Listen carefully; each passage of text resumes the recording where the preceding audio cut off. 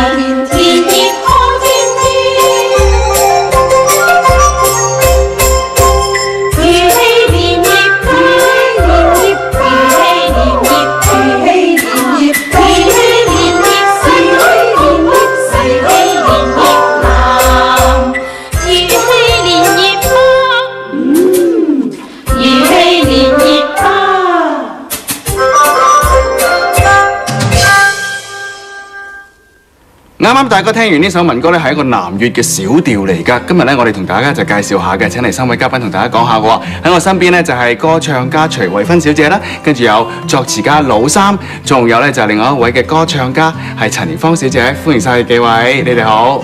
係啦，不如同大家先講講咧南粵小調咧，其實係源自邊一度㗎？主要係兩廣地區，廣東啦、廣西啦，同埋廣東嘅粵北山區，仲有江西嘅南部。其實曲詞方面咧，有冇咩特別嘅特色喺呢度啊？我哋南粵小調咧，同埋啲陝北嘅民歌咧，喺風格上面咧係有好大嘅不同嘅。北面嘅歌咧會比較高亢一啲，我哋南粵方面咧就會曲調、旋律優美委婉。咁如果演唱起上嚟嘅時候咧，有啲咩技巧可以同大家分享下？其實係以廣州方言為主啦。咁有一首歌係叫做《月光光》嘅，咁可以示範一下，因為呢首歌大家好熟悉。月光光照地堂，咁呢首。咁另外仲有一首咧，都係屬於白話地區，大概係叫中山嘅鹹水歌。咁因為中山咧就嗰個語言咧就同白話有少少，但係佢音調唔同，佢係高啲嘅。咁但係咧嗰個佢哋一啲語言又係比較低啲。咁佢呢個咧就係我可以示範兩句，叫做沒有好話咧，乜嘢花開呀咧，就係佢係唔同啲。咁另外仲有係粵北地區嘅一個客家山歌，就一首歌比較代表性嘅就係叫做《落水天》。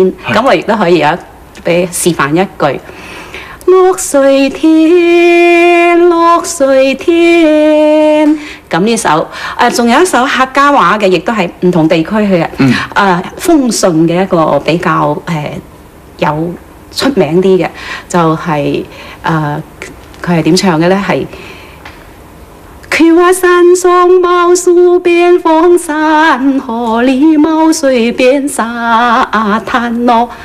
基本上就係呢啲咯，代表性。但要識埋嗰個方言先得喎，譬如客家話要學咗先得喎。係啊，學。係本身唔係客家人。我唔係。